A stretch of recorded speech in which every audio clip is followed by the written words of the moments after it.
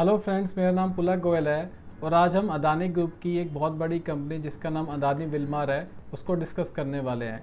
आज के इस वीडियो में हम इसके सारे इन एंड आउट, सारे पॉजिटिव नेगेटिव और इसके बिज़नेस को समझने की कोशिश करेंगे। मेरा काम है आपको यहाँ पर इस बिज़नेस की पूरी क्लैरिटी देना, इसकी नॉइज़ फ्री, डिस्ट्रैक्शन फ्री, आप इसको कुछ भी नाम देना चाहें, बिल्कुल लेमन लैंग्वेज में आपको क्लियरली पूरे इसके एक्सपेक्ट बताना कि क्या इसके पॉजिटिव हैं, क्या नेगेटिव हैं और ये कंपनी कहाँ नज़र आती है। इन सारी बातों पे एक एक करके बात करेंगे। चलिए शुरू करते हैं। तो शुरू करने से पहले मैं आपसे ये कहना चाहूँगा कि यहाँ पर मैं जो भी आपको बताऊँगा ये केस स्टडी, यहाँ पर मेरी किसी भी तरह की कोई रिकमेंडेशन नहीं है। आपको जो भी फाइनेंशियल डिसीजन लेना है अपने इन्वेस्टर एडवाइज़र की मदद से लेना है या खुद की समझ से लेना है। मेरे कहने से आपको सीखना है, समझना है और समझने के बाद अपनी समझदारी से डिसीजन लेना है। मेरे कहने पे बाय या सेल नहीं करना है। एंड सेकंड, मेरा एक ही काम है आपको यहाँ पर समझाना। एंड आपसे मैं ये उम्मीद रखता हूँ या आपसे मैं एक्सपेक्ट करता हूँ कि आपका भी कुछ काम बनता है। आपका क्या काम बनता है? आपका काम बनता है इस चैनल को सपोर्ट करना, सब्सक्राइब करना।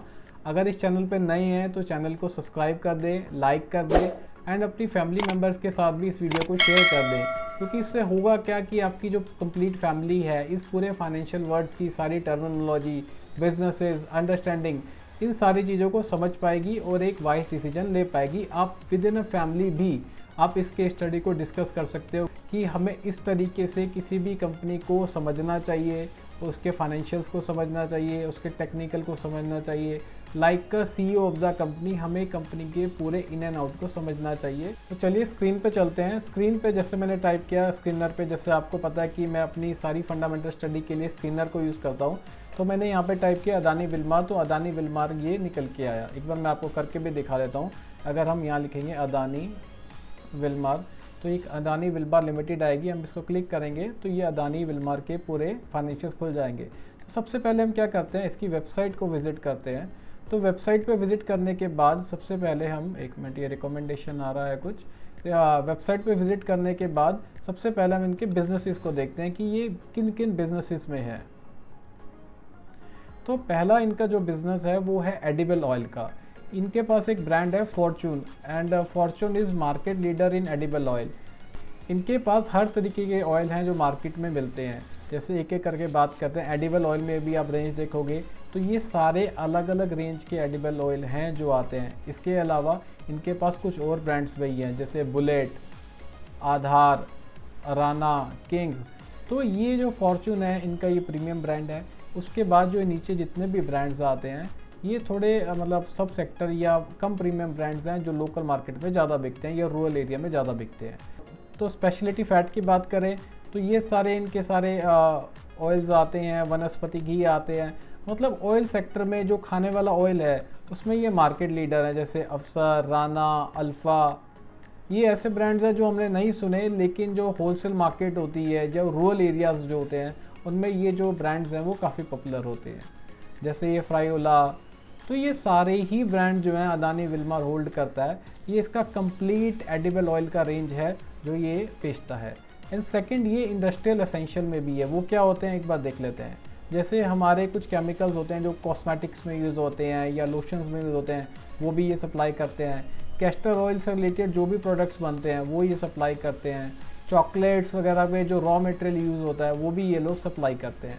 अगर हम FMCG की बात करें तो इनका जो ब्रांड फॉर्चून है वो कम्प्लीटली FMCG में आ चुका है। पहले आपने सुना होगा सिर्फ इसका ऑयल आता था, लेकिन आज की डेट में कंप्लीट रेंज में है। जैसे पल्सेस में आ चुके हैं, पोहा इनका आता है, सोप इनका आता है, हैंड वॉश इनका आता है, राइस इनका आता है। और रिसेंटली कुछ साल पहले इन्होंने एक कंपनी को भी एक्वायर किया था, कोहिनूर। तो इन्होंने कोहिनूर को एक्वायर करके वो भी अदानी विल्मर का एक प्रोडक्ट बना लिया है। तो जो भी रेवेन्यू कोहिनूर का आता है वो आज की डेट में अदानी विल्मर को ही जाता है। तो अगर राइस की बात करें तो बिरयानी राइस इनके अलग अलग है, रोज़ाना, मतलब राइस की बात करें तो n नंबर ऑफ वैरायटीज़ ये लोग राइस में बेचते हैं। उसके बाद सोया चंक्स भी इनके आते हैं, बेसन भी इनका आता है, पल्सेस भी इन सारे इनकी आती है, आटा भी इनका आता है। और रिसेंटली इन्होंने शुगर को भी इंट्रोड्यूस किया। पहले इनका शुगर नहीं आता था। उसके बाद ये पोहा भी बनाते हैं।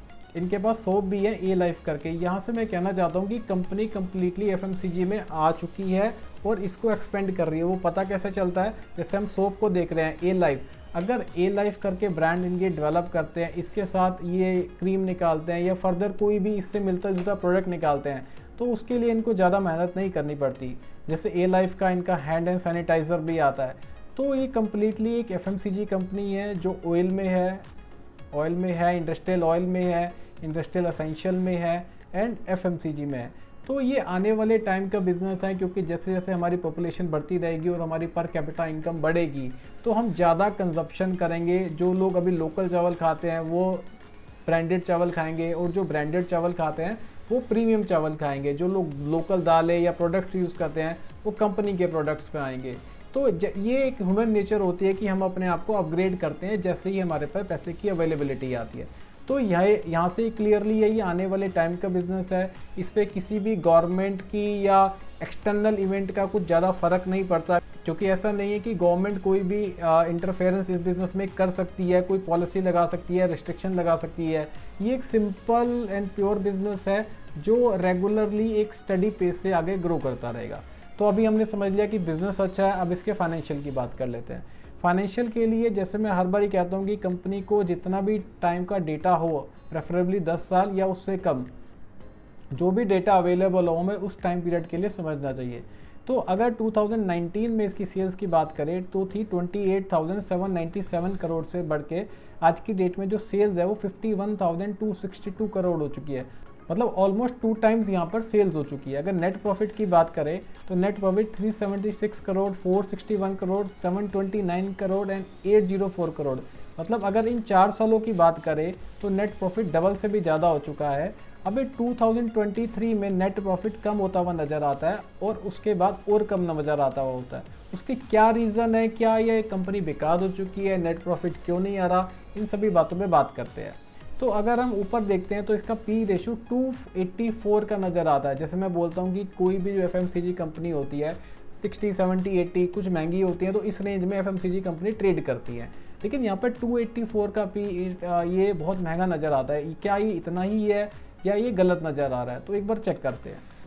तो अगर हम ड्रॉ डाउन करते हैं तो एक क्वार्टरली रिजल्ट को देखते हैं। क्वार्टरली रिजल्ट में जो 2 क्वार्टर थे, ये जून और सितंबर में, इसमें कंपनी ने लॉस पोस्ट की है। अभी लॉस पोस्ट करने का एक ही रीज़न है, जो इनका जो एडिबल ऑयल वाला जो पार्ट है जिससे 80% ऑफ द कंपनी का रेवेन्यू आता है, तो उसमें क्या हुआ कि ऑयल के प्राइस के फ्लक्चुएशन के चलते कंपनी को लॉस पोस्ट करना पड़ा। ये ऐसी situation once in a while आती है, कई डेकेड्स में आती है कि जो ऑयल के जो प्राइजेज होते हैं एडिबल ऑयल के, वो इतने फ्लक्चुएट हो जाते हैं कि इस चीज़ को ऐसे समझो कि कंपनी ने रॉ मटेरियल खरीदा हुआ था एक सर्टेन प्राइस पे, और वो जो था रॉ मटेरियल के प्राइजेस गिर गए।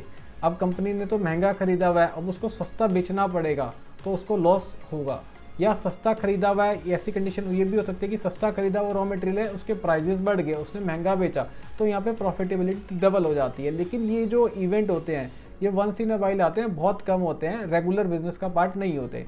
तो अगर हम इन 2 क्वार्टर को स्किप करते हैं और इसके बाद जो 2 क्वार्टर, उसके बाद जो रिकवरी आई है कि एक क्वार्टर में 200 करोड़ का, एक क्वार्टर में 157 करोड़ का, तो ऑलमोस्ट 350 करोड़ का नेट प्रॉफिट 6 महीने का नज़र आता है।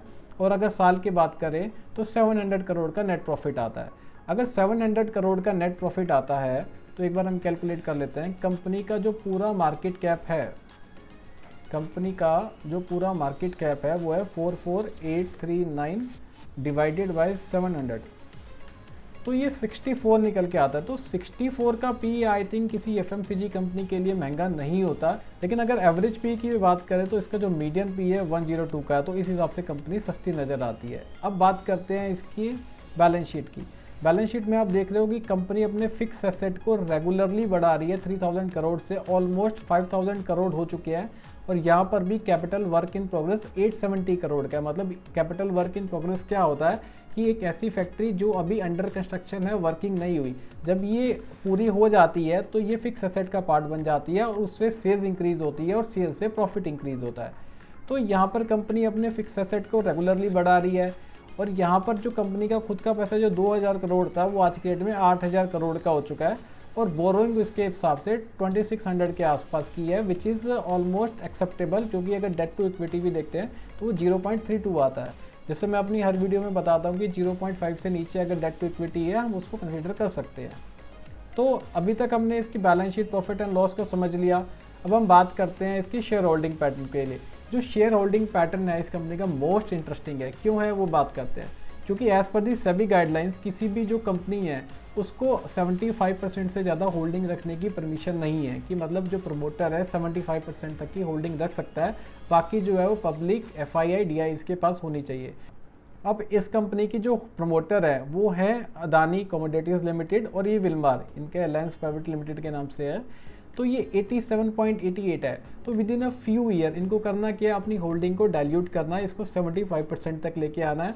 और ये एब्जॉर्ब कौन करेगा, पब्लिक करेगी, FI करेंगे, DI करेंगे। अब इस चीज़ को ऐसे समझो कि ये मेरा बिजनेस है, मुझे डाइल्यूट करना है, मुझे बेचना ही बेचना है, कि वो सस्ता हो महंगा हो मुझे फ़र्क नहीं पड़ता।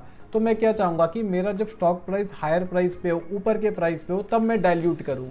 तो यहाँ पर अदानी का जो मेन फोकस अब रहेगा कि इस कंपनी के जो अपनी होल्डिंग है उसको डाइल्यूट करना है, तो वो हायर प्राइस पे डाइल्यूट करना चाहेगी।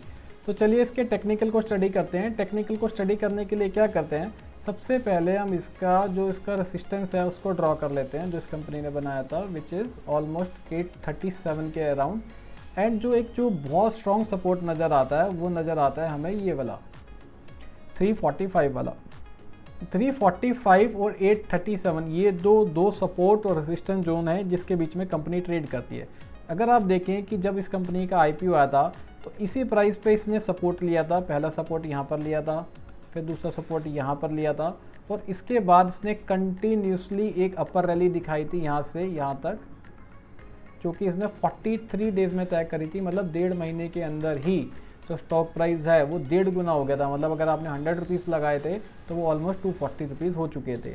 उसके बाद ये कुछ कंसोलिडेशन में आया, इसने इसी पॉइंट को अपना रेसिस्टेंस बनाया और वहाँ से ये डायरेक्टली टूटना स्टार्ट किया। लेकिन ये टूटा तो इसने अपना सपोर्ट ब्रेक नहीं किया जो जहाँ से इसने रैली दी थी। पहला सपोर्ट इसने यहाँ पर बनाया, फिर दूसरा सपोर्ट इसने यहाँ पर बनाया, तीसरा जो सपोर्ट है इसने यहाँ पर बनाया, चौथा सपोर्ट यहाँ पर बनाया, फिर पांचवा यहाँ पर बनाया, छठा यहाँ पे बनाया, एंड सातवां यहाँ पर बनाया। तो यहाँ पर मैं कहना क्या चाहता हूँ कि ये जो सपोर्ट है ये बहुत स्ट्रॉन्ग सपोर्ट है और ये टूटता हुआ नज़र नहीं आता। टूटता हुआ नज़र क्यों नहीं आता, पहली बात जो मैंने बताई कि जो इनको अपनी जो शेयर होल्डिंग है उसको रिड्यूस करना है 75% तक। तो इनके लिए ये मतलब एक तरीके से मैंडेटरी नहीं बोलूँगा मैं, लेकिन ये होना ही होना है कि ये स्टॉक प्राइस को ऊपर लेके जाएंगे और वहाँ पे डाइल्यूट करेंगे। क्योंकि कोई भी प्रमोटर नहीं चाहेगा जब वो बेचे अपने स्टेक को वो एक लोअर वैल्यूएशन पे सेल करे, तो ये अपर वैल्यूएशन पे ही सेल करना चाहेंगे। तो अपर वैल्यूएशन क्या नज़र आती है कि अगर हम इसके रिसेंट हाई की बात करें जो इस कंपनी ने बनाया था ये मई 2023 में, और जहाँ से आज तक का प्राइस है, अगर हम उसे वहाँ तक रखते हैं तो सीधा एक सिंगल शॉट में ये 46% का गेन है। और अगर हम इमीडिएटली हाई की बात करें कि जो सेकंड रेसिस्टेंस नज़र आता है मुझे ये वाला, अगर हम इसे वहाँ तक रखें तो ये 60% का नज़र आता है। एंड अगर इसको लाइफ टाइम हाई के लिए रखा जाए, क्योंकि ये कि मल्टी बैगर स्टॉक है, FMCG ये आने वाले टाइम का बिजनेस है, ये रेगुलर अपनी पेस से ग्रो होता रहेगा, तो इसमें 141% का।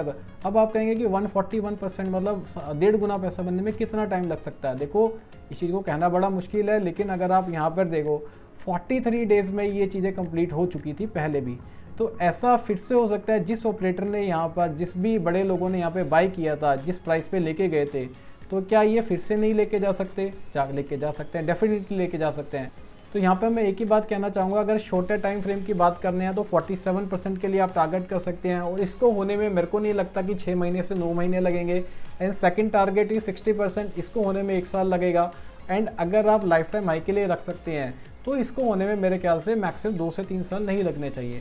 मैं मानता हूँ कि 2 साल भी लगते हैं। अगर आपका जो स्टॉक है 141% बढ़ता है तो every year you are getting more than 60%, single shot में 60%। तो अब आपको डिसाइड करना है कि आप कितने टाइम फ्रेम के लिए किसी भी स्टॉक को खरीदना चाहते हैं। फर्दर यहाँ पर ये जो भी है ये केस स्टडी है, यहाँ पर मैं आपको ये नहीं कह रहा कि खरीदो या बेचो, मैं आपके सामने फैक्ट रख रहा हूँ कि आप अपनी समझ के हिसाब से केस स्टडीज़ को समझते हुए एक अच्छा फाइनेंशियल डिसीजन ले सके। फर्दर इसके बारे में आपको कोई भी अगर क्वेरी है, आप इसके बिजनेस को, टेक्निकल को, या कुछ समझ में नहीं आया हो तो आप मेरे से कमेंट बॉक्स में पूछ सकते हैं। चलिए फिर से मिलेंगे एक नई वीडियो के साथ, तब तक के लिए थैंक यू।